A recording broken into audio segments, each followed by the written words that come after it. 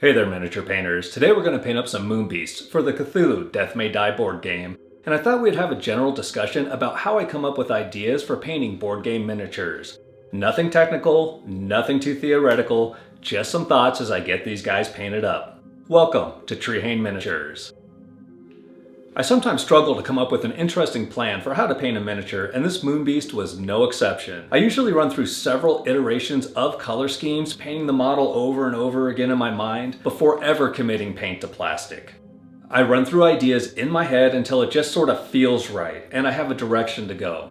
Now that isn't to say that my paint jobs go according to plan, because they usually don't. I like to stay true to the character art found in the game, while at the same time trying to offer something unique and interesting for the viewer to appreciate. I'm never really satisfied with a carbon copy of the image found in the game. So in this case, I actually looked to another character from the game to help me formulate a plan for how to tackle this moon beast. First, I'd like to say that I think that the art in Cthulhu Death May Die is excellent. It's creative, it's moody, it's dark, and it fits the cosmic horror theme perfectly. But I enjoy miniature painting as a hobby in and of itself. For me, it's more than just getting miniatures finished as quickly as possible so I can get them on the table. It's a form of artistic expression, and most importantly, it has to be fun. When I look at the art for the moon beast, while perfectly appropriate for the game, it simply doesn't look fun to paint. The tendrils emanating from the mouth are a standout feature with the pink and purple hues, but the rest of the model appears somewhat monochromatic. I find the eyes in particular to be a disappointment, as they seem to just blend in with the rest of the model. I decide that I want the eyes and tendrils to be the focal point for this piece, so I will paint them with brighter colors than what is found in the game art. I have no issue with performing sacrilege by painting in some big old baby elephant eyes. Blasphemy. I begin by looking for a way to break up the monotony of the flesh on this guy. In addition to the obvious gray tones, it appears to have some light pinks in there as well, which I'm happy to employ in my work. To further differentiate the final look from the game art, I take into consideration the outer god that the moon beast is paired with.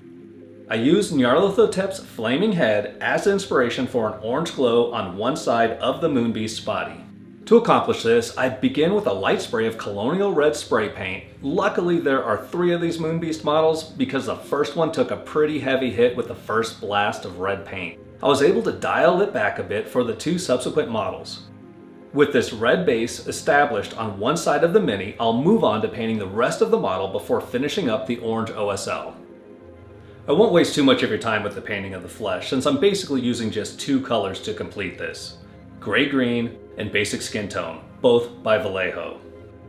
I begin with a solid base coat of gray-green. You know, they could have just called this gray, and it would probably have been a more accurate description. I was expecting at least a little hint of green in this color. I also think that it looks significantly darker in the bottle than on the Mini, but I like it for what it is, and I'll find some use for it going forward. Next, I add a little basic skin tone to the gray paint. This is a very light pinky peach color that works great as a near white color to mix into your base colors to create highlights. This initial mix is applied uniformly over the raised surfaces of the miniature's flesh, so I decided to use a dry brush to lay it on quickly. The basic skin tone is close enough to white that the mix will continue to appear gray even as we add more of this skin tone to the mix, yet it has a little warmth so that the final highlights don't appear too stark. I continue by adding a little more basic skin tone to the mix. This starts to take on a creamy gray appearance. Now I switch to a standard brush so that I can more deliberately apply these highlights. I still want to highlight the full length of the body, however, I will only paint these on the parts of the folds in the skin that are facing upward and to the creature's left. The folds in the skin are textured enough that this is easily accomplished by dragging the side of my brush along the area that I want to highlight.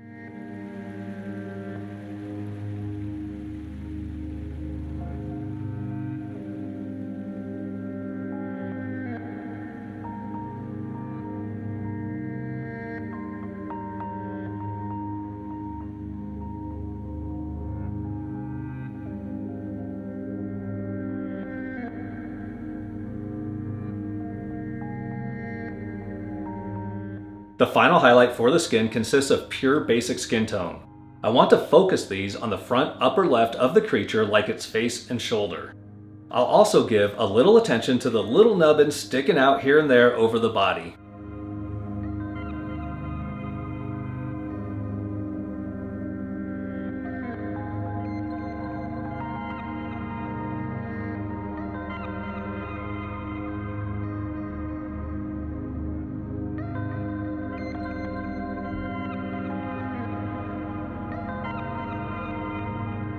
This skin is looking pretty drab, so I decide to infuse it with a little purple. I'm using Liquitex Muted Violet ink to liven things up a tad. I'm going to run this into the deep recesses of the skin, but I'm okay with it showing on some of the more raised surfaces as well. This will add some natural variance to the skin tone that is found on living creatures.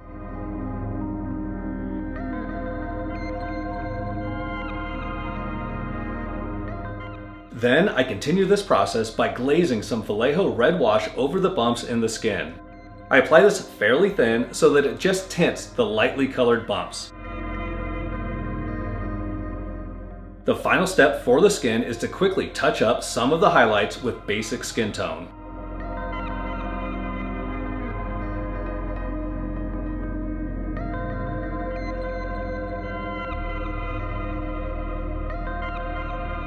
The tendrils are where we start to add some actual color to this guy, and if you've seen any of my previous videos, you know that we're not getting through this paint job without using at least a little Dark Plum Pro Acryl.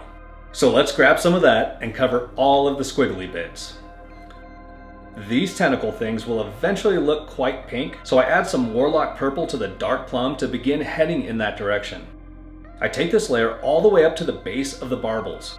I want the tips of the tendrils to remain the darkest point, so I leave those areas untouched by this color. I apply a couple of coats of this mix to build up the opacity on areas that I want to appear brighter. The next step is to continue to brighten this guy's life with some pure Warlock Purple. Either Warlocks are colorblind, or I am, because this stuff looks straight up pink to me. In fact, this is my current go-to paint for anything that I want to appear pink. I think it's perfect for that. Using it for purple? Not so much. I add a little ice yellow to the Warlock Purple to begin highlighting the bulbous portions of the Moonbeast barbels. This mix is thinned a little more with water so that I can apply it in a few layers to create a smooth transition from the pure pink layer to the full opacity of this color. I'm working this paint gently over the surface using a variety of short strokes and little dots as we work towards a shiny appearance for the mouth worms. Finally, I use pure ice yellow following the same procedure as before. It's well thinned with water so that I can lay this down in a few layers that eventually reach full opacity at the point that should appear the brightest. A small area of opaque ice yellow should make the barbels look a little shiny. We'll use Payne's Gray to base coat all of the nails. I want these to remain dark and unremarkable, so I'm not going to get crazy with them. If you like the way the eyes look in the character art, then you can call them good at this point with the dry brush skin color on them. Or you can stick with the program here and cover them with the same Payne's Gray to clean up all of that dry brushing from before. Before continuing with the eyes, we'll add a small amount of ice yellow to the Payne's Gray for a quick mani-pedi to clean up the nails. I'm choosing Dark Jade Pro Acryl for the eyes because I think it will look cool next to the pink that we established around the mouth. I'm going to cover most of the Payne's Gray with this. I'm using this to paint a fat crescent moon shape on the lower half of the eye and a large jade dot in the upper portion of the eye. These shapes will get smaller and brighter as we continue. On the dark side of the creature, I paint only the crescent moon shape on the lower half of the eye. The upper part of the eye should have a little colonial red on it. Ice yellow is used to brighten the dark jade as we paint the same shapes into the eyes, but smaller and tighter. This is my first time using dark jade to paint a miniature, and I really like how it looks, so you may see it in future videos. A simple dot of ice yellow in the upper circle of the eye and a fine line within the crescent moon shape in the lower eye will add that final glint of light to these big ol' eyes. Cute, isn't it? Maybe not the most appropriate look for a vile creature such as this, but I like it. For the orange OSL, we're going to take advantage of the heavily textured surface and use some clear orange to quickly brush over the skin. Where possible, I use the side of my brush, which is lightly loaded with paint, and drag it over the bumps and ridges.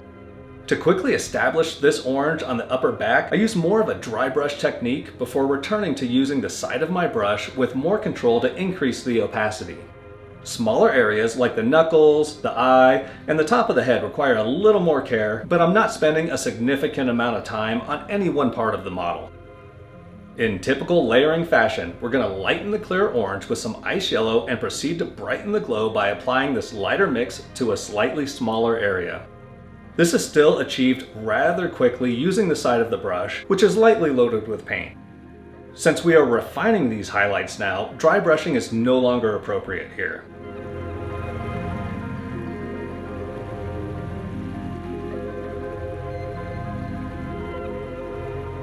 Finally, I will use some pure ice yellow to maximize the glow effect.